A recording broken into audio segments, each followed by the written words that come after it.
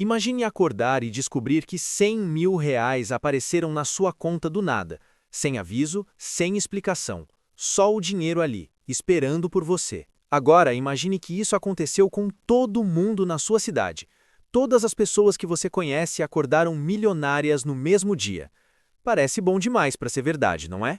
Porque foi exatamente isso que aconteceu em uma pequena cidade, e o que veio depois foi algo que ninguém poderia prever. Antes de contar essa história insana, deixa eu te dar um contexto. Estamos falando de uma cidade chamada São Pedro, uma cidadezinha tranquila com cerca de 15 mil habitantes. Nada de especial acontecia por lá. As pessoas trabalhavam, viviam suas vidas normais, pagavam suas contas.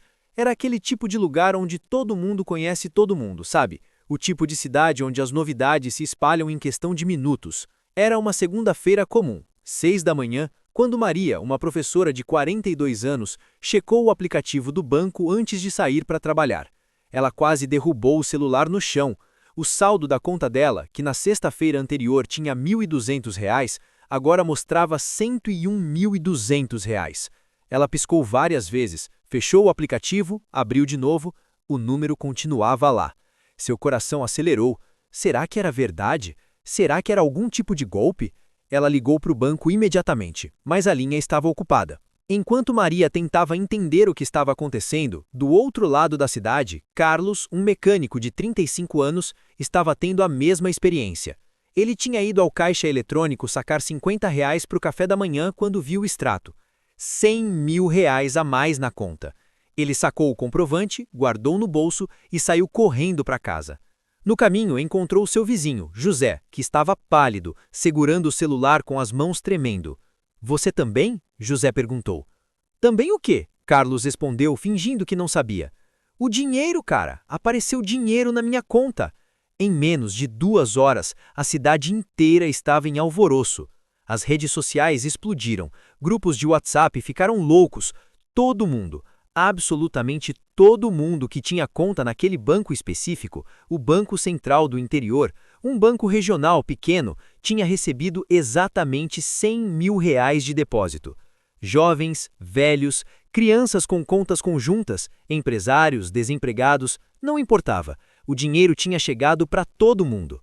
A agência do banco em São Pedro virou um caos. Centenas de pessoas se aglomeraram na porta antes mesmo de abrir. Quando as portas finalmente abriram às 9 da manhã, a gerente, Dona Patrícia, uma senhora de 58 anos que trabalhava lá há 30, foi imediatamente cercada. Ela também tinha visto o dinheiro na conta dela e estava tão confusa quanto todo mundo. Por favor, com calma, ela gritava, tentando controlar a multidão. Eu já liguei para o escritório central, eles estão investigando. Foi um erro no sistema, com certeza. Mas as pessoas não queriam ouvir sobre erros, elas queriam respostas. Algumas queriam sacar o dinheiro imediatamente, antes que desaparecesse. Outras estavam preocupadas se seria crime usar o dinheiro, e tinha aquelas que já estavam fazendo planos de como gastar. Por volta do meio-dia, veio a confirmação oficial. Um comunicado do banco dizia que sim, havia ocorrido um erro técnico gravíssimo durante uma atualização do sistema na madrugada de domingo. Um código errado tinha sido inserido e, em vez de processar transferências normais, o sistema tinha depositado R$ 100.000 em cada conta ativa vinculada à agência de São Pedro. O comunicado pedia calma e informava que o erro seria revertido em até 48 horas. Mas aqui é onde a história fica realmente interessante, porque quando as pessoas de São Pedro souberam que o dinheiro ia ser tirado de volta, algo mudou. Uma reunião foi convocada na praça principal naquela mesma noite. Mais de 3.000 pessoas apareceram. E alguém fez uma pergunta que mudou tudo. E se a gente não devolver? Silêncio. Todo mundo olhou para o cara que tinha falado. Era Roberto, um advogado local conhecido por ser meio polêmico. Ele continuou. Pensem comigo. O banco errou. Foi erro deles, não nosso. A gente não pediu esse dinheiro. Não roubamos, não fizemos nada ilegal. O dinheiro simplesmente apareceu, e agora eles querem que a gente fique de boa enquanto eles tiram de volta, sem nenhum pedido de desculpas decente. Murmúrios começaram a se espalhar pela multidão. Roberto tinha tocado num ponto sensível. São Pedro não era uma cidade rica. Muitas famílias viviam com dificuldade. O salário mínimo mal cobria as despesas básicas. E agora, por um breve momento, todo mundo tinha experimentado como seria ter dinheiro de... Nas 24 horas seguintes, algo incrível aconteceu. Quase 80% dos moradores de São Pedro sacaram o máximo que conseguiam do dinheiro. Alguns conseguiram sacar 20 mil, outros 30 mil, dependendo do limite da conta. Muitos fizeram transferências para contas de amigos e familiares em outros bancos. Alguns compraram carros, outros pagaram dívidas antigas. Uma família comprou uma casa à vista. Um grupo de jovens comprou equipamento para montar um estúdio de música. O banco entrou em pânico total. Eles tentaram bloquear as contas, mas já era tarde demais. Milhões de reais já tinham deixado o sistema.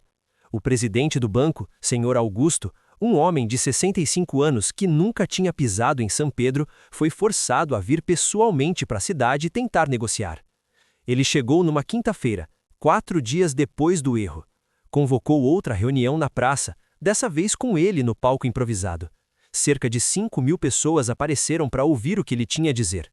A tensão no ar era palpável. "Bom dia, cidadãos de São Pedro", ele começou, a voz tremendo um pouco. "Eu vim aqui pessoalmente para pedir desculpas pelo erro que nosso banco cometeu. Foi uma falha técnica grave e assumimos total responsabilidade."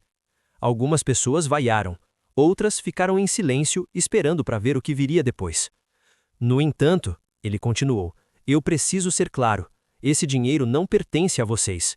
Foi um erro, e vocês têm a obrigação legal de devolver o que não é seu. Se não devolverem voluntariamente, seremos forçados a tomar medidas legais." Roberto, o advogado, subiu no palco sem ser convidado. Sr. Augusto pareceu incomodado, mas não tentou impedi-lo. "Medidas legais?", Roberto disse no microfone. "Vamos falar sobre legalidade então. O seu banco depositou esse dinheiro nas nossas contas. Não foi um assalto, não foi fraude, foi um erro do seu sistema. E durante 4 dias, vocês não fizeram nada para corrigir enquanto o dinheiro estava lá. Muitas pessoas aqui usaram esse dinheiro de boa fé, acreditando que era delas." A multidão aplaudiu. Sr. Augusto ficou vermelho. "Além disso", Roberto continuou, "esse banco opera em São Pedro há 40 anos. Quanto lucro vocês tiraram da nossa cidade nesse tempo? Quantas taxas abusivas? Quantos empréstimos com juros absurdos? Talvez isso seja um tipo de justiça poética." A multidão foi ao delírio. Sr. Augusto tentou retomar o controle, mas estava claro que tinha perdido a audiência. Ele saiu da praça escoltado por seguranças sobre uma chuva de vaias.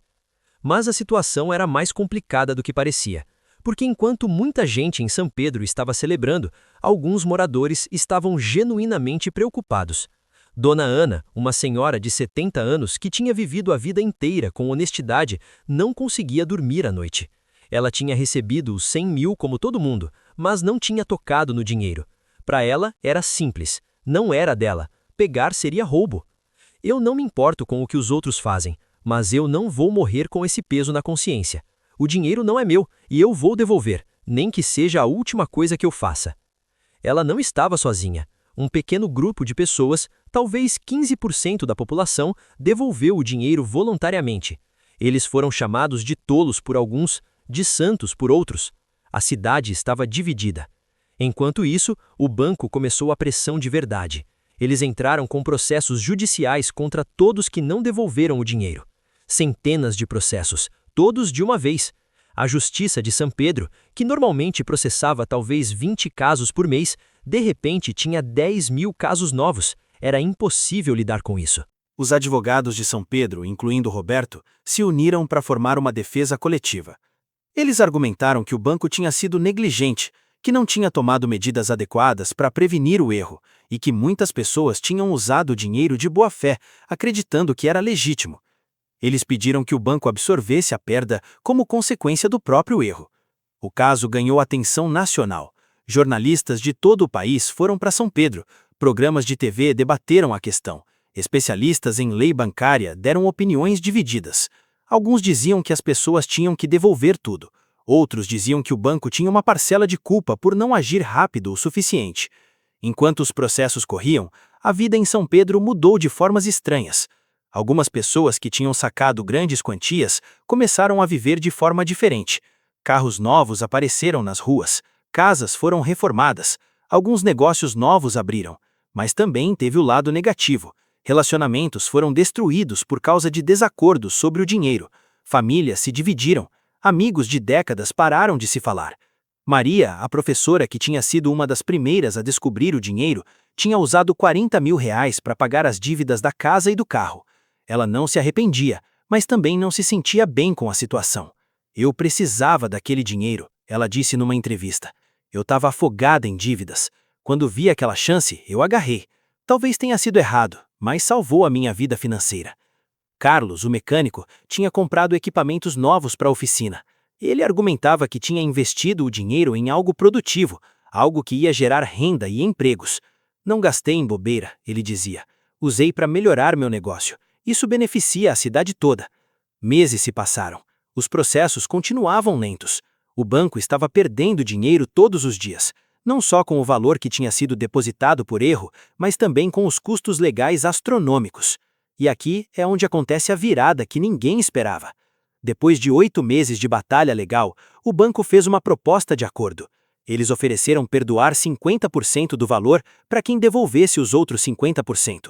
Ou seja, se alguém tinha recebido 100 mil e ainda tinha alguma parte do dinheiro, podia devolver metade e ficar com a outra metade sem consequências legais.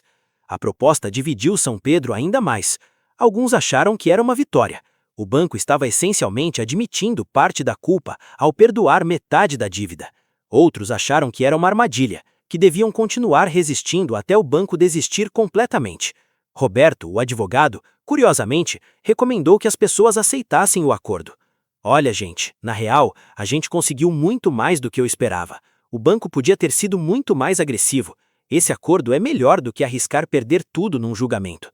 No final, cerca de 60% das pessoas que ainda tinham o dinheiro aceitaram o acordo, devolveram metade e ficaram com metade. 30% continuaram resistindo, apostando que eventualmente o banco desistiria. E 10% tinham gastado tudo e não tinham como devolver nada. 2 anos depois do erro inicial, os processos ainda estavam correndo contra aqueles que se recusaram a fazer o acordo. Alguns perderam e foram forçados a devolver tudo, mais multas e juros. Outros conseguiram arrastar tanto o processo que o banco, cansado de gastar dinheiro, acabou desistindo de alguns casos. Hoje, São Pedro é uma cidade diferente. Alguns moradores ficaram com dinheiro suficiente para mudar de vida. Outros perderam tudo e ainda estão pagando as consequências. A agência do Banco Central do Interior fechou as portas 2 anos depois do incidente. Eles simplesmente não conseguiram se recuperar financeiramente da perda. Mas a questão que fica é, quem estava certo? As pessoas que devolveram o dinheiro imediatamente porque não era delas? As que lutaram para manter pelo menos uma parte porque achavam que o banco devia pagar pelo erro? Ou as que gastaram tudo e não se arrependem de nada?